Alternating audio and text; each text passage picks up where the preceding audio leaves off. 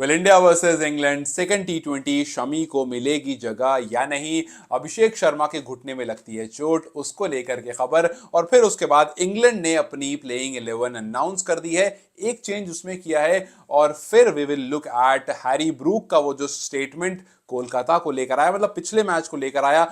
थोड़ा सा शर्मसार जरूर रहा इंडियन के लिए वो स्टेटमेंट। और जोफ्रा आर्चर ने क्या कहा कि भैया पिछले मैच में क्यों जीती इंडिया, इन सब की चीजों के बारे में बात करेंगे इंडिया की प्रोबेबल 11 के बारे में। और फिर इंग्लैंड ने जो 11 दी है वो भी आपके सामने रखूंगा, लेकिन सबसे पहले हैरी ब्रूक जो कि वरुण चक्रवर्ती की बॉल पर क्लीन बोल्ड हो गए थे, उन्होंने कहा कि भैया वरुण जो है वो एक एक्सेप्शनल बॉलर है, बहुत अच्छे बॉलर हैं, लेकिन कोलकाता में इतना स्मॉग हो रहा था कि उस पोल्यूशन के आगे हमें समझ में नहीं, बहुत क्लैरिटी नहीं थी वहां पर, विजन जो था वो उतना क्लियर नहीं था, प्रॉब्लम हो रही थी जिस वजह से हमें ज्यादा परेशानी हुई और हम आउट होते हुए चले गए। सो यस, इसमें बिल्कुल दो राय नहीं है कि पोल्यूशन था, स्मॉग बहुत ज्यादा था। अभी भी जाकर के आप हाइलाइट्स देखोगे तो आपको अंदर से वो होगा कि यार बताओ यार कैसी जगह पर हम वेलकम कर रहे हैं लोगों का, मतलब काफी ज्यादा पोल्यूशन और काफी ज्यादा स्मॉग। बट हर जगह का ये हाल है, दिल्ली का यही हाल, कोलकाता का यही हाल, and no one is doing anything about it. When I say no one I mean government.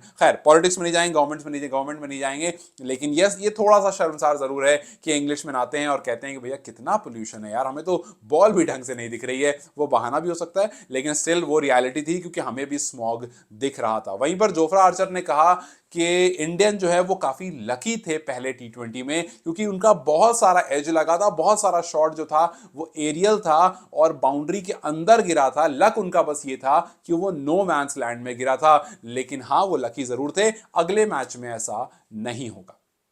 England काफी बार इस तरह की बातें जरूर करता है, बट हम क्या फर्स्ट टी20 वाली परफॉर्मेंस सेकंड टी20 में कंटिन्यू कर पाएंगे? दूसरा मैच जो कि चेन्नई में होने वाला है, जहां स्पिनर्स का बोलबाला है, क्या उस बीच में सूर्य कुमार यादव अपना एक और नया टैक्टिकल मूव करेंगे और शमी को जगह देंगे? क्योंकि देखिए शमी को लेकर के पिछले मैच में बहुत उम्मीद थी, कोलकाता में मैच था, शमी का वो होम ग्राउंड है, सो बहुत सारी एक्सपेक्टेशन थी कि भैया शमी जो है वहां कमबैक जरूर करेंगे। लेकिन वहां पर सूर्या ने कुछ टैक्टिकल मूव लाई और शमी को बिठाकर रखा, स्पिनर्स एक एक्स्ट्रा स्पिनर खिलाया और वो काम भी कर गया। सो देखना होगा कि आईपीएल में जिस तरह की पिचेस रहती हैं जो कि बहुत ज्यादा स्पिनर्स को हेल्प नहीं करती हैं, बट बहुत ज्यादा नहीं करती हैं, और थोड़ा बहुत बैटिंग एज रखा जाता है वहां पर ताकि थोड़े रन बन सके, थोड़ा एक्साइटिंग हो सके, क्या उस तरह की पिच होगी या फिर प्रॉपर इंडिया वर्सेस इंग्लैंड वाली पिच? से मतलब है कि स्पिनर्स फ्रेंडली पिच होगी जिस पर इंग्लैंड के बैटर्स को परेशानी का सामना करना पड़ेगा, वो देखने वाली चीज होगी। बट ये सबसे पहले इंग्लैंड ने जो अपने प्लेइंग 11 में एक चेंज करा है, उन्होंने गस अकिंस्टन को बाहर कर दिया है जिन्होंने 2 ओवर में 38 रन खाए थे, और एक पेसर को ऐड किया है ब्रैंडन कार्स को। और बस यही प्लेइंग 11 फिलहाल उनका चेंज है चिदम्बरम स्टेडियम में जो होने वाला है। 11 कुछ ऐसे दिख रही है, बेन डकेट हैं, फिल सॉल्ट हैं, Jos Buttler, Harry Brook, Liam Livingstone, Jacob Bethell, Jamie Overton, Brydon Carse, ये एक नया नाम ऐड किया गया है। फास्ट बॉलर हैं जोफ्रा आर्चर, आदिल रशीद और मार्कवुड, ये उनका पूरा का पूरा प्लेइंग 11 है। लेकिन जब आप इंडिया की तरफ देखोगे तो शमी को लेकर के सवाल जरूर आएगा।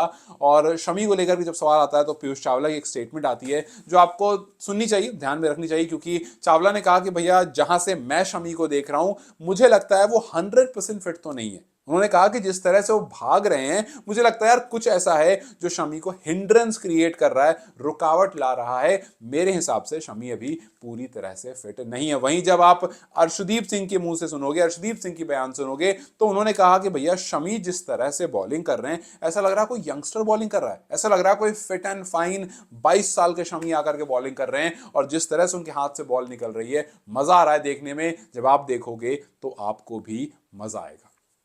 दो स्टेटमेंट बिल्कुल दो तरह की, और अब देखना यह है कि भैया ये जो दो स्टेटमेंट आई है, क्या सूर्या पहली स्टेटमेंट से जाते हैं, क्या उनको और टाइम देते हैं कि भैया आप थोड़ा और रुक जाओ, अभी ओडीआई आने वाला है, वहां भी आपको खेलना ही है, 5 मैच की टी20 है, वहां पर भी आपको खेलना ही है, सो 2-3 अभी और रुक जाओ, उसके बाद इवेंचुअली हो सकता है अगले मैच में जहां गुजरात में वहां मौका मिल जाए, या क्या पता सूर्या यहीं पर कुछ अपना वो टैक्टिकल दिमाग लगाएं और वहां पर जगह मिल जाए। जब आप प्लेइंग 11 की तरफ देखते हो इंडिया की, तो यस अभिषेक शर्मा को लेकर के थोड़ा सा कंसर्न जरूर था, क्योंकि उनके घुटने नी जो है उनका ट्विस्ट हो गया था, फिजियो आए थे, फिजियो ने थोड़ा देखा वेखा था और उन्होंने फिर उसके बाद बैटिंग भी नहीं की थी। बट उनकी इंजरी को लेकर के ऐसा कोई कंसर्न रेज नहीं हुआ है और वो सिर्फ प्रिकॉशनरी मेजर की तरह उनको बिठा दिया गया था।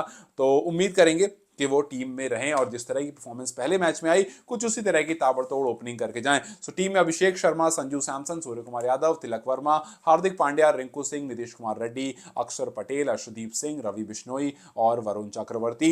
मेरे हिसाब से कोई खास चेंज नहीं दिखने वाला है आपको, लेकिन सूर्या भाई सूर्या हैं और जिस तरह से पहले मैच में सबको शॉक डाल दिया था, जितने भी एक्सपर्ट्स थे सबने अपनी टीम में शमी को रखा था, बट उन्होंने शमी को ही वहां से गायब कर दिया।